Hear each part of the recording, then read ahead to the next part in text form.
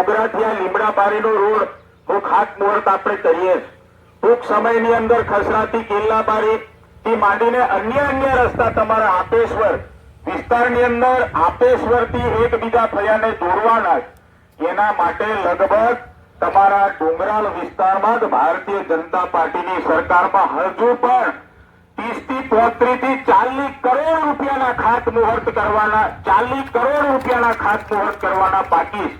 એટલા કામો આ ભારતીય જનતા પાર્ટીની સરકારમાં ઓનલી ફોર તમારી આ રણજીતભાઈની જિલ્લા પંચાયતમાં આપણા માન્ય મુખ્યમંત્રી શ્રી ભૂપેન્દ્રભાઈ પટેલ સાહેબના આશીર્વાદો આપણને પ્રાપ્ત થયા. તો સ્વાભાવિક વાત છે કે આપણને વિકાસ જોઈએ, પણ પૈસા આપણને નહીં આપે, પૈસા કોઈ સરકાર ના ફાળવે તો આપણે એક પથ્થરો પણ મૂકી શકતા નથી. મેં દરેક જગ્યાએ કહું છું કે આપણે બિરસા મુંડા ભગવાનને યાદ કરીએ. આપણને આઝાદી વખતે લડીને આપણને આઝાદી અપાવી ક્રાંતિકારી આપણા આદિવાસી ભગવાન હતા બિરસા મુંડા. મહાત્મા ગાંધી બાપુની વાત કરીએ, એ અંગ્રેજોની સામે લડીને આપણને આઝાદી અપાવી. પરંતુ ગાંધી બાપુનું સ્વપ્ન એ હતું કે આઝાદ ભારત તો હતું, પણ સાથે સાથે સ્વચ્છ ભારત પણ હતું. તો સ્વાભાવિક વાત છે, દેશના પ્રધાનમંત્રી નરેન્દ્રભાઈ મોદી સાહેબનું આહવાન આખા દેશમાં મારો ભારત દેશ સ્વચ્છ હોવો જોઈએ. પરંતુ અંતે કામ કરવાની જવાબદારી આપણા ચૂંટાયેલા સૌ જનપ્રતિનિધિઓની સરપંચથી માંડીને તાલુકા પંચાયતના સભ્ય, જિલ્લા પંચાયતના સભ્ય, ધારાસભ્યશ્રી, સંસદ સભ્યશ્રી, અધિકારીઓ બધા આપણે સાથે મળીને આપણો આ કવાડ તાલુકો સ્વચ્છ બને એના માટે પણ આપણે કામ કરવાનું છે ને આપણે બધા પ્રયત્નો હાથ ધરીને આગળ વધવું જોઈએ. એવી જ રીતે મેં આંગણવાડીઓની પણ વાત કરું છું, મધ્યાહન ભોજનની પણ વાત કરું છું. સરકાર તમને મધ્યાહન ભોજનની અંદર પૂર્ણ વ્યવસ્થા આપી દે. કામ કરવા વાળા વિસ્તારમાં ભીલ જાતિના આપણા ભાઈઓ હોય તો સંચાલક ભીલે જ હશે, આંગણવાડીના સંચાલિકા બેન પણ આપણી ભીલ હશે. બાળકો નાસ્તો લેવા જશે તો પણ આપણા ભીલ જાતિના લોકો, આદિવાસી સમાજના લોકો જ નાસ્તો લેવા માટે જશે. સ્કૂલમાં પણ આપણા સમાજના બાળકો ભણતા હશે, ક્યાં ને ક્યાં આપણા આદિવાસી સમાજના શિક્ષકો પણ હશે. એટલે મારે કહેવાનો મતલબ એ છે કે આંગણવાડીનું મકાન બંધાઈ ગયું હોય, સંચાલિકા બેન આપણી હોય અને આપણને જ સરકારે કામ કરવાની જવાબદારી આપી હોય અને આપણે વિડીયોમાં તો બીજું બતાવીએ સારી વાત નથી. કારણ કે આપણી બધાની જવાબદારી સરકાર સાથે થઈ જાય કે આપણા સમાજને સમૃદ્ધ બનાવવાનો છે, આપણા સમાજને આગળ લઈ જવાનો છે, રોડ, રસ્તા, વીજળી, આરોગ્યની બાબતમાં. ત્યારે સરકારની સાથે આપણે બધા સૌ મારા નવયુવાનો, આગેવાનો સાથે રહીને આપણે આપણા સમાજને વિકાસના માર્ગે આગળ વધારવા માટેના પ્રયત્નો કરીએ.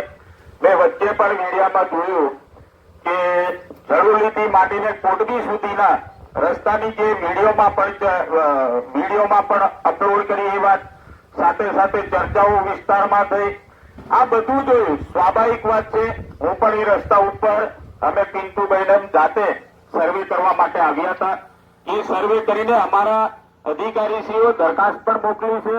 અમે પણ રાજ્ય સરકારને રજૂઆત કરી છે. ટૂંક સમયમાં એ રસ્તાની પણ આપણને મંજૂરી મળશે તો એ વિસ્તારમાં એ આપણું કામ પણ થવાનું છે. પરંતુ મારે એમ કહેવું છે કે આ બધું ખૂબ લાંબા સમયથી આ ડુંગરાળ વિસ્તારમાં પડ્યું હતું, ખૂબ લાંબો સમય થઈ ગયો હતો.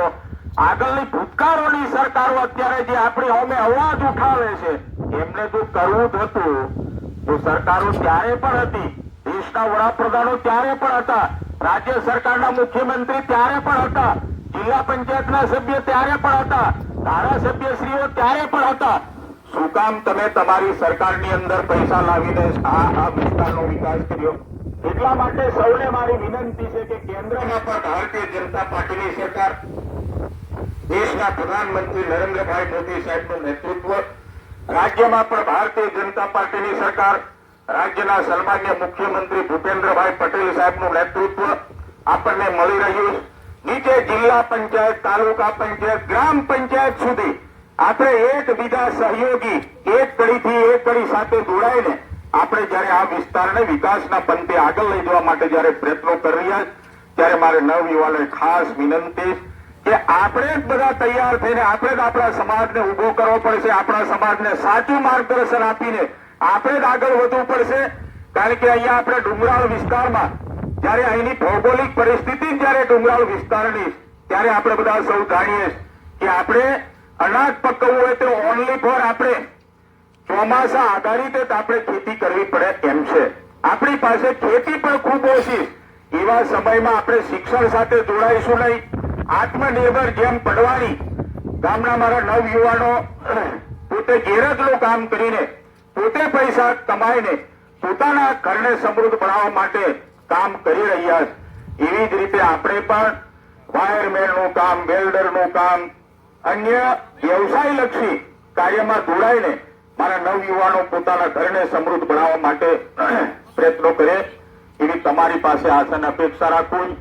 આ વિસ્તારની અંદર 40 કરોડ રૂપિયાના આશીર્વાદ જ્યારે માન્ય મુખ્યમંત્રી શ્રી ભૂપેન્દ્રભાઈ પટેલ સાહેબ આપણને દીધા ત્યારે ફરીથી પણ આપણે બધા માન્ય મુખ્યમંત્રી શ્રી ભૂપેન્દ્રભાઈ પટેલ સાહેબનો આપણે આભાર માનીએ અને આપ ખૂબ મોટી સંખ્યામાં જ્યારે ઉપસ્થિત રહ્યા ત્યારે તમારો પણ હું આ તબક્કે ખૂબ આભાર માનું છું. આપણે સાથે બધા સહયોગી બનીને તમારા કોન્ટ્રાક્ટર શ્રી અહીંયા કામ કરવાના એ આખા રાજ્યની અંદર ક્યાં ને ક્યાં કામ કર્યું હશે, પરંતુ આ વિસ્તારમાં જ્યારે કામ કરવા માટે આવ્યા ત્યારે એમને તમે સહયોગી બનજો.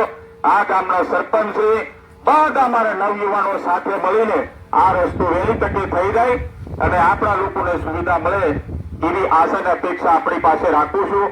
આ વિસ્તારને આગળ લઈ જવા માટે મારા નવયુવાનોની તાકાત પણ આ બધા આગેવાનોને મળી રહે એવી તમારી પાસે આશા અને અપેક્ષા રાખું. તમારા પ્રશ્નો માટે અમે પણ તમારી સાથે છે, ઝઝુમવા માટે તૈયાર, પણ સાચી વાતમાં અમે ઝઝુમવા માટે તૈયાર છે. સાચા માર્ગદર્શન સાથે સમાજને આગળ લઈ જવામાં અમે તમારી સાથે તૈયાર.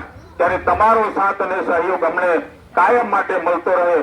આવા નવા કામો આપણે બધા સાથે મળીને કરતા રહીએ એવી આશા અપેક્ષા સાથે મારી વાણીને વિરામ આપું. વંદે માતરમ. ભારત માતા કી જય. જય જય ગરવી ગુજરાત.